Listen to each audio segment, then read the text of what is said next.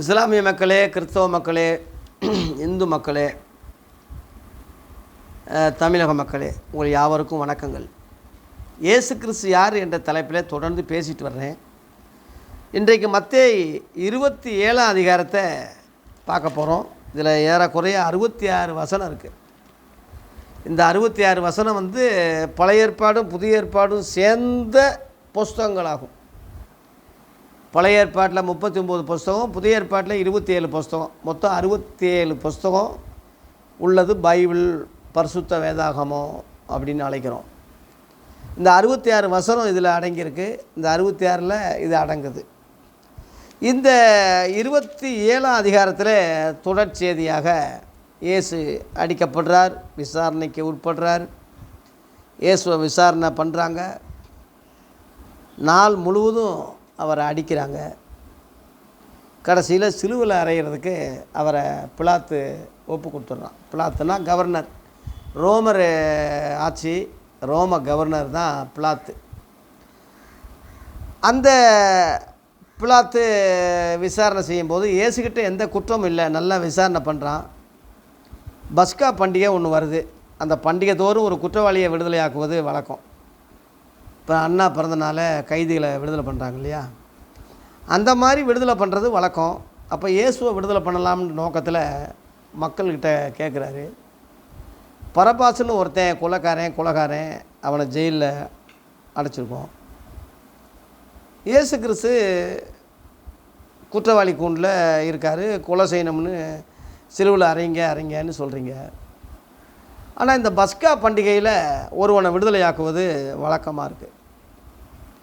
அந்த வகையில் இந்த இயேசுவை விடுதலையாக்குறேன், பரபாசை சிலுவையில் அறையினேன். அவன் ஒரு தீவிரவாதி, மக்களை திரட்டி ரோமருக்கு எதிராக செயல்பட்டவன். இயேசு கிறிஸ்து மக்களுக்கு தொண்டு செஞ்சவர், மத அடிப்படையில் அவர் ஒரு தீர்க்கதரிசி. அதனால் அவரை விடுதலை செய்கிறேன்னு சொல்லும்போது அந்த மத தலைவர்கள் கூடி பேசி ஜனங்களை ஏவி விட்டு இயேசுவை சிலுவையில் அறைஞ்சிங்க, பரபாசை விடுதலை பண்ணுங்கன்னு சொல்கிறான். பரபாசு கொள்ளைக்காரன், தீவிரவாதி. அவங்கிட்ட இருந்தவன் தான் யூதாசு, இயேசுவின் சீடன். அங்கேருந்து இங்கே சீடன் ஆகிட்டான். ஆனாலும் அவன் அரசியல் புத்திக்காக இயேசுவையே காட்டி கொடுத்தவன் அவன்தான். இதில் நாண்டு கொண்டு செத்துருவான். நீங்கள் 27ஆம் அதிகாரத்திலேயே தொடக்கத்திலேயே பார்த்தீங்கன்னா, இயேசு சிலுவையில் அறைய ஒப்பு கொடுத்துட்டாரு, தீர்மானம் ஆயிடுச்சுன்னு சொன்ன உடனே, ஐயோ குற்றமில்லாத ரத்தத்தை நான் காட்டி கொடுத்துட்டேனே, பாவம் செஞ்சுட்டேன்னு அன்னைக்கு அவன் உணர்ந்து இயேசுக்கிட்ட வந்திருந்தால் திரும்ப அவனுக்கு விடுதலை பெற்றிருக்கோம், மன்னிப்பு கொடுத்துருப்பாரு. அவன் நாண்டு கொண்டு செத்துட்டான், தற்கொலை பண்ணிக்கிட்டான். அவன் காசு எரிஞ்சிட்டு செத்துட்டான். அந்த காசு கூட நல்லதுக்கு செலவு பண்ணலை. மக்கள் அது காசு இரத்த காசு, அது சாப காசுன்னு தொடாதீங்கன்னு சொல்லிட்டாங்க. அந்த மாதிரி சபிக்கப்பட்டு போயிட்டான். இயேசுவை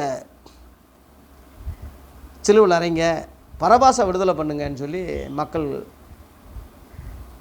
மதவாதிகளால் ஏவி விடப்பட்டு சொல்லுவாங்க. பிலாத்து ஆச்சரியப்படுவான், என்னடா அது, நல்ல ஒரு தேவகுமாரனே உத்தமேன்னு சொல்கிற ஒருவரை போய் சிலுவையில் அறைய சொல்கிறீங்களே, இந்த நீதிமானுடைய இரத்தத்துக்கு நான் எப்படி உடன்படுறது பழிக்கு அப்படின்னு சொல்லி அவன் சங்கடப்படுறான். உடனே அந்த மதவாதிகள்லாம் மக்களை ஏவி விட்டு, இவனை நீ விடுதலை பண்ணுனா உங்களுக்கு மேலே ஒரு சீசர்னா ரோமாபுரியில் உள்ள சீசர்னு ஒருத்தன், அவன்தான் ஹெட்டு, பெரிய தலைவர், ராஜா. அவனுக்கு நாங்கள் முறையிட்டுருவோம். நீங்கள் கவர்னராக இருக்கீங்க, உங்களுக்கு மேலே பிரதமர் இருக்கிற மாதிரி அந்த சீசர்னு ஒருவர் இருக்கார், அவரை நாங்கள் முறையிட்டுருவோம். ஏன்னா யூதர்களுக்குள்ளே எல்லாருமே நாங்கள் உங்களுக்கு கப்பம் கட்டுறோம், உங்களுக்கு அடிமை. அதில் ஒரு தீவிரவாத கோஷ்டியாக ஒருத்தன் இருந்தவன் தான் பரபாசு. அவனை நீங்கள் கைது பண்ணி உள்ளே வச்சுருக்கீங்க. இந்த இயேசு தன்னை ராஜான்னு சொல்லியிருக்கான், உங்களுக்கு தெரியுமான்னு கேட்குறான். அதாவது மத பிரச்சனைன்னா மதத்தை விட்டு நீங்கள் நீக்கலாம், அரசாங்கத்துக்கு விரோதமாக அவர் எந்த தப்பும் செய்யலையே அப்படின்னு பிலாத்து கேட்கும்போது, மதத்துக்கு மட்டும் இல்லை அரசாங்கத்துக்கும் விரோதமாக அவர் செஞ்சுருக்காரு. என்ன செஞ்சுருக்காருன்னா தன்னை ராஜான்னு சொல்லியிருக்காரு, கேளுங்க அவர்கிட்ட. இயேசு ராஜா ஆக்க வந்தாங்க மக்கள், அவர் விலகி போனார். என்னுடைய ராஜ்யம் உலகத்துக்குரியது அல்ல, நான் ராஜா தான், ஆனால் என்னுடைய ராஜ்யம் இந்த உலகத்துக்குரியது அல்லன்னு சொல்லி பிலாத்துக்கிட்டே சொன்னார். அப்போ ராஜான்னு சொல்கிறீங்களே, உங்கள் ராஜ்யம் என்னது அப்படின்னு கேட்குறான் பிலாத்து. நீதி, நேர்மை, உண்மை, சமதர்மம், அன்பு எங்கெங்கே இருக்கோ அங்கே எல்லாம் என் ராஜ்யம் இருக்கும். அந்த உள்ளங்களெல்லாம் நான் சிங்காசனத்தில் ராஜாவாக இருப்பேன். அந்த ஞான அர்த்தத்தில் சொல்கிறாரு. ஒருத்தருக்கும் புரியல. எப்படியோ ராஜான்னு சொல்லிட்டான்னு இன்னொன்று தேவகுமார்னு வேற சொல்கிறாரு. இவன் பயந்துட்டான். தேவகுமார்னா அப்பா நீ எங்கேப்பா எங்கே இருந்துப்பா வந்தேன்னு திரும்ப திரும்ப கேட்குறான். ஒன்றும் பதில் சொல்லலை. அப்புறம் இயேசு சொல்கிறாரு, பிதாவின் வலது பார்சத்தில் நான் உட்காந்து சகல ஜனங்களும் பார்க்குற அளவில் நான் உலகத்துக்கு திரும்ப வருவேன், அப்புறம்தான் நீங்கள் பார்ப்பீங்கன்னு சொல்லும்போது எல்லாரும் இந்த பாரு சொல்லிட்டான், அவன் வாயாலே சொல்லிட்டான். ஒரு மனுஷனாக இருக்கும்போது அவனை கடவுள்னு சொல்கிறான், கடவுள் குமாரன் சொல்கிறான், திரும்ப உலகத்துக்கு பறந்து வர போகிறானா. இப்படிப்பட்டவன் இருந்தால் நாட்டுக்கு ஆகாது, இதை விட என்ன ஆதாரம் இருக்குன்னு சொல்லி சிலுவையில் அரங்க கத்துறாங்க மதவாதிக. பிலாத்து மட்டும் பயப்படுறான். நீதிமானுடைய குற்றத்துக்கு நான் எப்படி உடன்படுவேன் சொல்லி கையை கழுவுறான். அவன் மனைவி கூட இந்த நீதிமான ஒன்றும் செய்யாதீங்க, சொப்பனத்தில் வெகுபாடு பட்டேன்னு மனைவி சொல்லிவிடுது. இவனும் விசாரணையில் தெரிய வருது, இவனால் முடியல, பதவி போயிடும். மேலே அதிக சீசருக்கு முறையிடுவேன் ராஜாண்டு அவன் சொல்லிக்கிட்டு இருக்கான். அப்படி ராஜான்னு சொல்கிறவனை விடுதலை பண்ணால் நீ சீசனுக்கு நீ விரோதி அப்படின்னு உன்னையும் நாங்கள் சேர்த்து கோர்த்து விட்ருவோம்னு சொல்லி தந்திரமாக மதவாதிக சொல்கிறாங்க. மதவாதிகளுக்கு தான் ரொம்ப அரசியல் புத்தி இருக்குமே. உடனே பிலாத்து கையை கழுவிறான். பாத்திரத்தில் தண்ணியை கொண்டு வாங்கன்னு கையை கழுவி, நீதிமானுடைய பாவத்துக்கு நான் உடன்பட்டவன் கிடையாது, உங்கள் இஷ்டத்துக்கு போயிருங்க, சிலுவையில் அறையிறதுக்கு நான் ஒப்பு கொடுக்குறேன் போங்கன்னு சொல்லிடுவான். ரொம்ப வேதனையாக இருக்குது. அப்போ பரபாச கொள்ளக்காரன் அவனை விடுதலை பண்ணிடுவாங்க. இயேசுவை சிலுவையில் அறையை ஒப்பு கொடுத்துருவான். இப்படிப்பட்ட நிலைமையில் சிலுவை தண்டனை தான் ரோமர்களுக்கு உண்டான தண்டனை. வெள்ளிக்கிழமை தீர்ப்பு கொடுக்குறாங்க, வியாழக்கிழமை பிடிக்கிறாங்க, ராத்திரி முழுவதும் அடிக்கிறாங்க, வெள்ளிக்கிழமை காலையில் தீர்ப்பு கொடுக்குறாங்க. அன்னைக்கு காலையிலே 9 மணிக்கு போய் சிலுவையில் அரைஞ்சிடுறாங்க. இயேசுவை சிலுவையில் தொங்குறாரு. காலையில் 9 மணிலேருந்து சாயங்காலம் 3 மணி வரையும் தொங்குறாரு சிலுவையில். இங்கிட்டு 2 கல்லர்களையும் சிலுவையில் அறையிறாங்க. அந்த 2 கல்லர்கள் பரபாசோடு இருந்தவங்க. பரபாசு விடுதலை ஆனதுனால அந்த கூட இருந்த 2 கல்லர்களை சிலுவையில் அறையிறாங்க. அதில் ஒருத்தன் 2 பேரும் இயேசுவை திட்டினாலும் அதில் ஒருத்தன் திருந்துறான். ஒருத்தன் உங்களையும் விடுதலை பண்ணிவிட்டு எங்களையும் விடுதலை பண்ணலாம்ல, எதுக்கு இந்த மாதிரி தேவகுமாரன்னு சொல்லிக்கிட்டு இருக்கீங்கன்னு சொல்லி ஒருத்தன் திருந்தவே இல்லை. இன்னொருத்தன் திருந்துறான். இறைவா, உம்முடைய ராஜ்யத்தில் நீங்கள் நிச்சயமாக தேவகுமாரன் தான், ஏதோ ஒரு பிளான் பண்ணி தான் வந்திருக்கீங்க, இதெல்லாம் உங்களுக்கு ஏதோ ஒரு திட்டத்தில் தான் நடக்குது, திரும்ப நீங்கள் உயிர்த்தெழுந்து வருவீங்க, நீ வரும்போது என்னை நினச்சிக்கிங்கன்னு சொல்லி தன்னை உயிர் போகும்போது கூட தன்னுடைய மறுமைக்கான வாழ்க்கையை தான் அவன் ப்ரேயர் பண்ணானே தவிர இதிலிருந்து என்னை விடுதலையாக்கி உலகத்தில் திரும்ப வாழ விடுங்கன்னு சொல்லலை. அதை இயேசு பாராட்டி இன்றைக்கே என் கூட இருப்பேன்னு சொல்கிறார். அந்த அளவில் அந்த ஒரு திருடன் கடைசி நேரத்தில் ஆசீர்வதிக்கப்பட்டான். ஆகவே இயற்கையே பொங்குது, காற்றடிக்குது, குன்றுகள் அகலுது, பூமி விரியுது, கடல் கொந்தளிப்பாகுது, ரொம்ப பயங்கரமாக இருக்குது இயற்கை. இயேசு, பிதாவே இவங்களை எல்லாரையும் மன்னிங்க, இவங்க செய்கிறது என்னதுன்னு அறியாமல் செய்கிறாங்க, எல்லாத்தையும் மன்னிச்சிருங்கன்னு சொல்லி எல்லாரையும் மன்னிப்பு கேட்டு என் இருதயத்தை என் ஆத்துமாவை உம்முடைய கரத்தில் ஒப்பு கொடுக்குறேன்னு சொல்கிறார். தேவனே, இந்த சரீரத்தை ஏன் கைவிட்டீங்க? ஆனால் இது ஆத்துமாவை நீங்கள் உங்கள் கரத்தில் தர்றேன்னு ஒப்பு கொடுத்துட்டு உயிர் போகுது. இயற்கை முழுவதும் பொங்கி எழுது. அதில் ஒரு ரோம போர்ச்சவங்க உண்மையிலேயே இவர் தேவகுமாரன் தான், நடந்த சம்பவங்கள்லாம் பார்க்குறான், உண்மையிலே இவர் தேவகுமாரன் தான் சொல்லி ஆச்சரியப்படுறான்.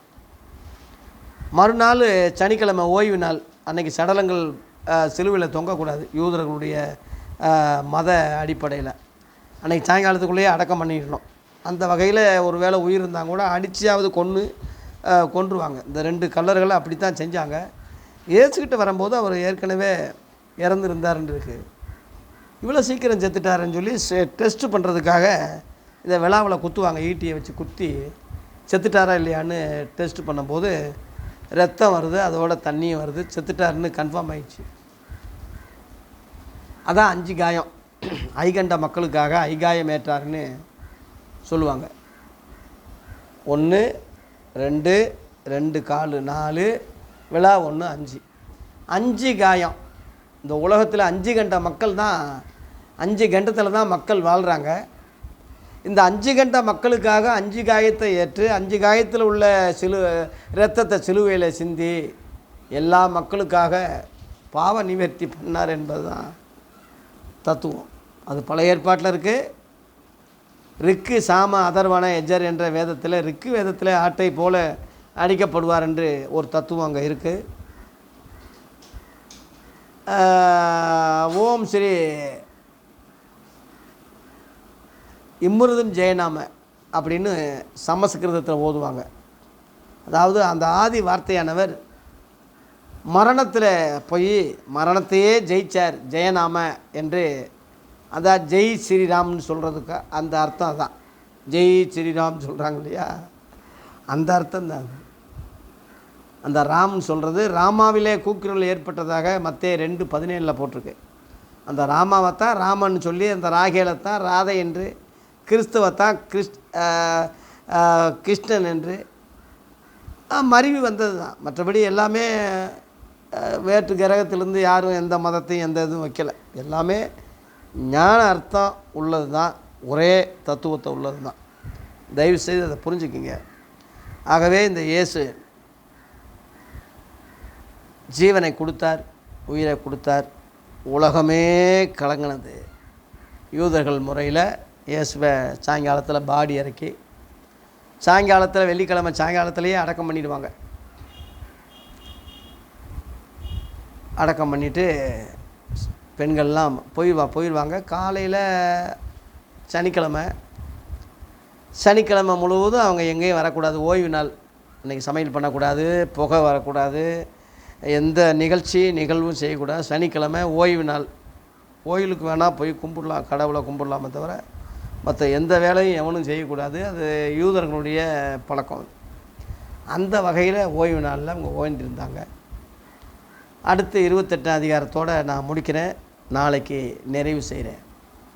ஆகவே ஓய்வு நாள் பழைய ஏற்பாடு முறை, யூதர்கள் முறை, மத அடிப்படையில் உள்ள முறை, கிறிஸ்துவ முறை அதல்ல. இயேசு கிறிஸ்து ஓய்வு நாளுக்கு உட்பட்டவரும் அல்ல. ஓய்வு நாள் பழைய ஏற்பாட்டுக்குரியது. ஆகவே இயேசு அன்றைக்கு உயிர்த்தெழலை. அன்னைக்கு காவல் உள்ள ஆவிகளுக்கு பிரசங்கம் பண்ணிக்கிட்டு இருந்தாருன்னு இருக்குது. வெள்ளி சனி ஞாயிறு காலையில் தானே உயிர்த்தெழுந்தார். அதுக்கு முந்தி அந்த ஆவி எங்கே இருந்தது? ஆவி பரலோகத்துக்கு போயிடல.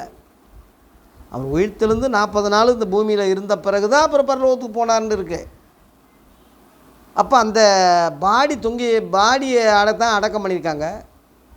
அந்த ஆவி எங்கே போச்சுன்னு சொல்லும் போது பாதாளத்துள்ள ஆவிகளுக்கு பிரசங்கம் பண்ண போனார் அப்படி போட்டிருக்கு. பாதாளத்தில் எவ்வளவோ ஆவி இருக்குது. அதே மாதிரி 3வது வானம், பரதீசுன்னு சொல்லப்படுற 3வது வானம், அங்கேயே மரித்த ஆவிகள்லாம் அங்கே இருக்கும்.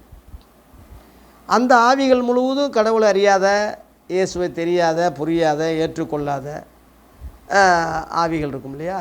அவங்களும் நியாயந்தீர்ப்பு நாளில் தன்னை விசுவாசித்து அவங்களும் பரலோகத்துக்கு வரணும் என்ற முறையில், அவங்களுக்கும் நற்செய்தி அறிவிக்கப்படணும் முறையில், நோவா காலத்திலேருந்து ஆதாம் காலத்திலேருந்து எத்தனை பேர் செத்தாங்களோ அத்தனை பேருக்கும் ஜட்ஜ்மெண்ட் இன்னும் வரல. அந்த வர்றதுக்கு முந்தி இந்த ஆவிகளுக்கு போய், இந்த ஆவிக்கு ஆவியாக போய் சொல்கிறார்.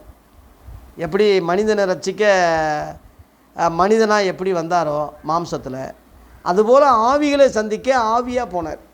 அதான் ரகசியம். ஆவியில் போய் பிரசங்கம் பண்ணுறாரு 3 நாள். வெள்ளி சனி ஞாயிறு கன்வென்ஷன் மாதிரி.